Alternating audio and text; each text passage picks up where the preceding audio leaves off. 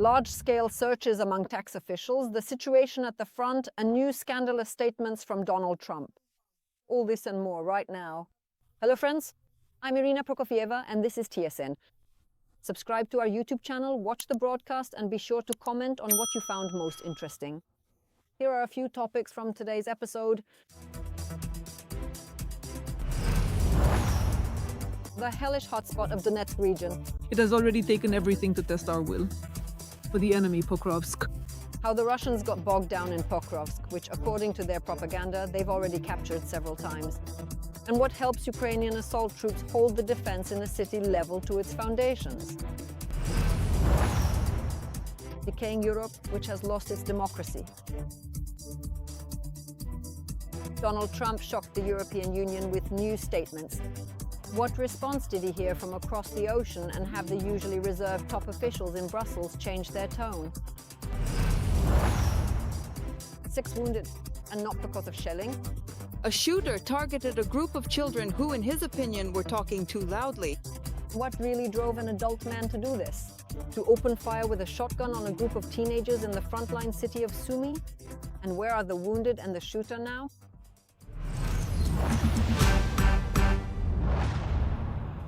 Searches at the tax authorities.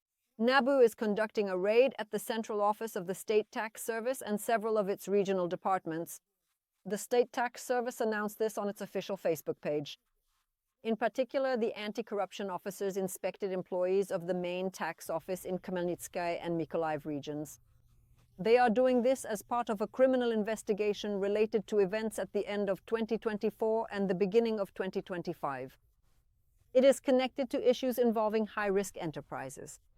The State Tax Service is not disclosing further details and states that they are cooperating with the investigation. An attempt was made on the life of Timur Mindich. This happened on November 28th in Israel. Ihor Kolomoisky announced this to journalists in court. He says he learned about this attempt on his former business partner's life from his own sources, but also from Mindich himself. He has not communicated with him, as he is in a pre-trial detention center and does not have the opportunity to do so. According to Kolomoisky, the businessman survived, but the attackers wounded his housekeeper because they confused the house and entered the utility building where the workers were. So the assassination attempt failed and the housekeeper survived. TSN is now trying to verify this information. Earlier, during court hearings, Kolomoisky commented on the so-called scandal Mindich Gate. He mentioned Timur Mindich, whom he knows personally, and called him, I quote, a scapegoat. Let me remind you, Timur Mindich is one of the figures in the case about corruption in the energy and defense sectors, which the National Anti-Corruption Bureau reported on last month. The businessman left Ukraine on November 10th, just a few hours before detectives from NABU and SAP came to search his residence. Last week, Ihor Kolomoisky invited journalists to court and promised them a sensational statement. But several times he was not brought to the hearing, allegedly because the prison van broke down. The businessman promised to reveal more details about the attempt on Timur Mindich's life tomorrow during the hearing at the Pokrovsk court. The attempt on him took place on the 28th. An attempted assassination, yes, in Israel. It didn't work out. The criminals have been arrested. Katna, a relative, survived. These wars, they ended up at the neighboring entrance. I see, he was filming, they went the wrong way. The ICE militia in Israel.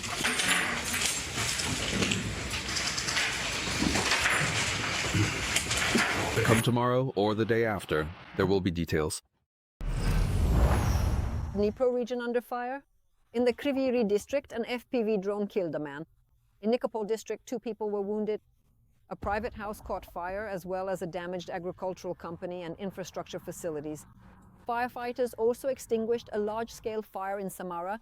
There, a Shahed drone hit an enterprise. There were no casualties.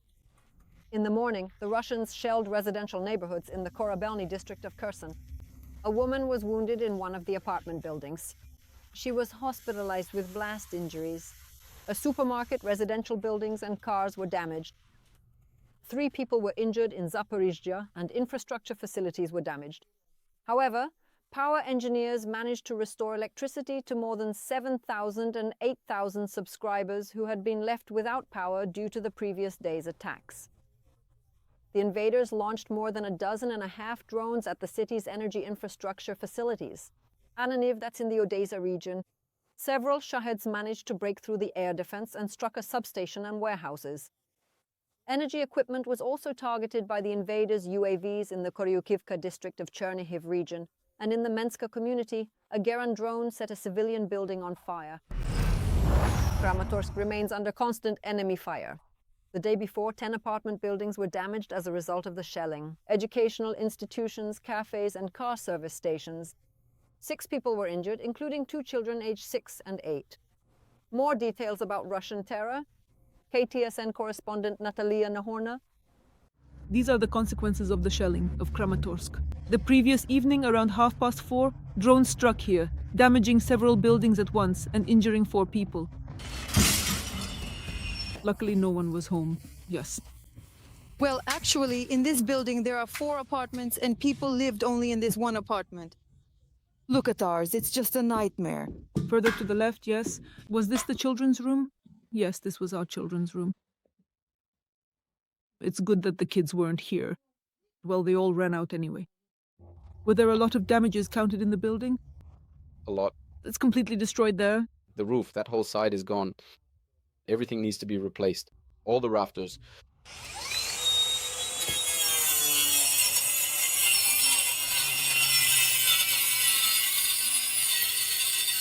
I was told that you were one of the people who got hurt. Yes, the worker, a child, she's 6 years old, and a man, 45 years old.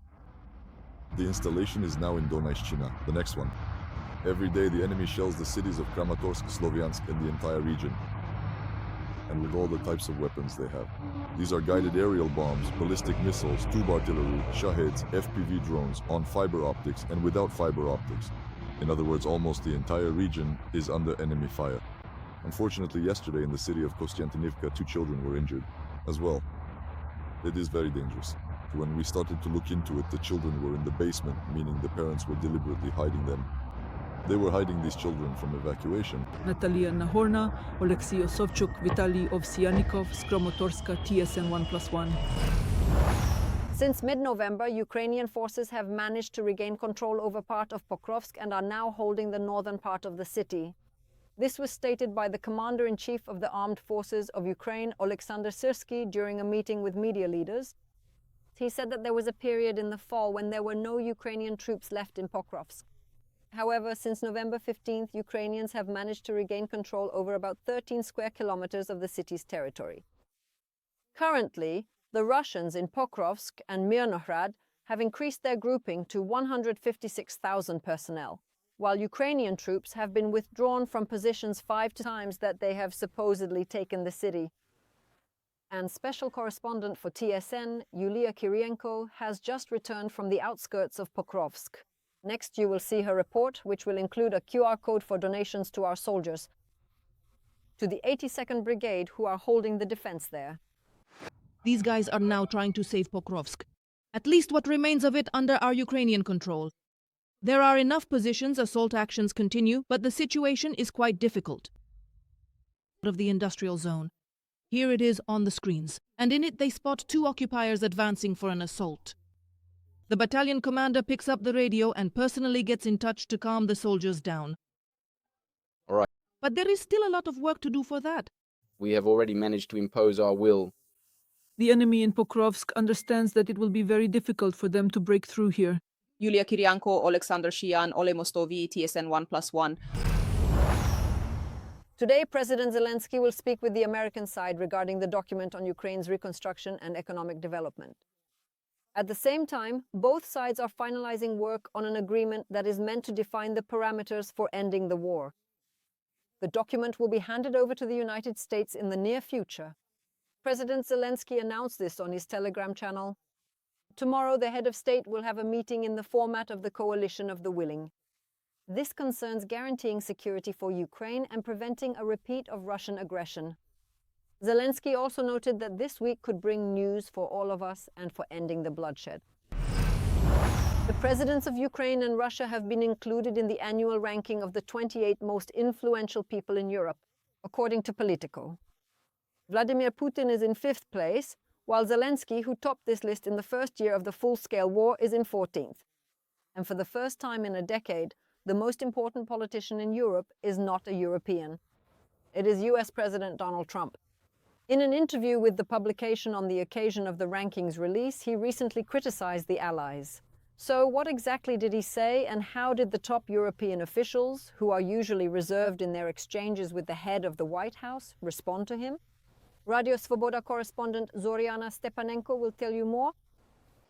Donald Trump reproaches European leaders for weakness, excessive political correctness, and, in his opinion, insufficient actions aimed at ending the war in Ukraine. Many say a lot, do nothing, and the war goes on, one of Trump's quotes. In his opinion, Russia has the advantage on the battlefield, Ukraine has long needed elections, and Europe is a decaying group of countries. Quote, the exceptions are Hungary and Poland. The president of the European Council, responding to Trump's very loud statements about weak leaders, called on the US for mutual respect. We are allies with the United States, and allies should act as allies. We should not interfere in the internal political life of our countries. We respect the choice of the American people, and they should respect the democratic choice of our citizens. When the leaders choose me as president of the European Council, President Trump should respect that, just as we respect the choice of the American people in electing him president. Trump was also challenged by the European Commission. Ursula von der Leyen was called a strong leader. The words of the US president that Europe is doing little to end the war were rejected in London. Prime Minister Starmer's office reminded that there is a coalition of countries working on post-war security guarantees for Ukraine. It brings together more than 30 countries. They also mentioned the sanctions against Russia, in particular the fight against the Shadow Fleet.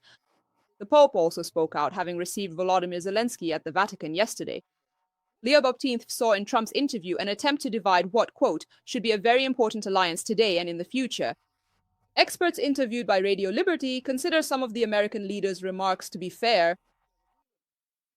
We still don't have ready plans, for example, regarding the deployment of troops in Ukraine as security guarantees. We should have done this a long time ago. And we should have resolved the issue with the frozen assets long ago. But I am still optimistic that we will be able to achieve this. And in doing so, prove to Donald Trump that he is wrong when he says that Europe is something non-existent that doesn't need to be taken into account. After the publication of the high-profile interview, CNN wrote about the deepening rift between the US and Europe, which, as journalists note, primarily benefits Moscow. From Brussels, Zoriana Stepanenko, Marek Hajduk, Radio Svoboda, especially for TSN 1+1. What do you think the United States is trying to achieve with its current rhetoric?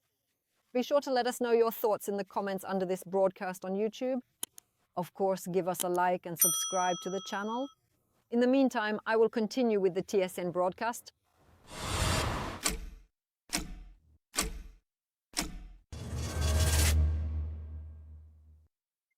Sanctions were imposed on Russia's Shadow Fleet. After the European Union, new sanctions against the Kremlin have been agreed upon. This was reported by Radio Svoboda correspondent Rika Jozwiak. The new restrictions will affect 9 individuals and companies that facilitate the illegal transportation of Russian oil. An additional 43 vessels from the aggressor country's Shadow Fleet will also be added to the blacklist. Separate restrictions will also be imposed against 12 individuals and 2 organizations considered to be destabilizing the European Union. This refers to officers of Russian military intelligence, members of the Valdai Club, and citizens of the United States, France, and Switzerland who work for Russia. Thank you. And in addition, Brussels has approved a plan for the gradual cessation of Russian gas imports by the end of 2027. This decision still needs to be voted on by the European Parliament and the EU Council. There will also be sanctions against Belarus due to the regular launches of meteorological balloons carrying contraband into neighboring Lithuania. In Spain, the investigation into the murder of the Russian defector pilot has been halted.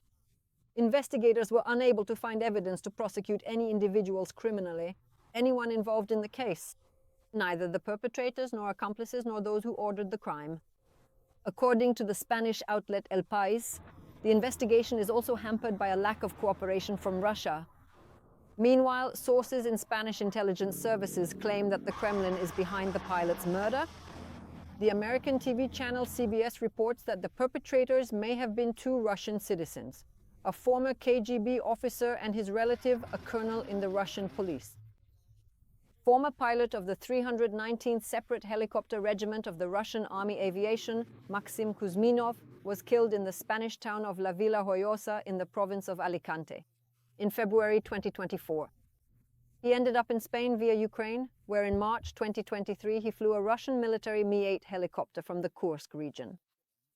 Kuzminov himself contacted Ukrainian intelligence through the I Want to Live program, and he flew to Ukraine at an extremely low altitude.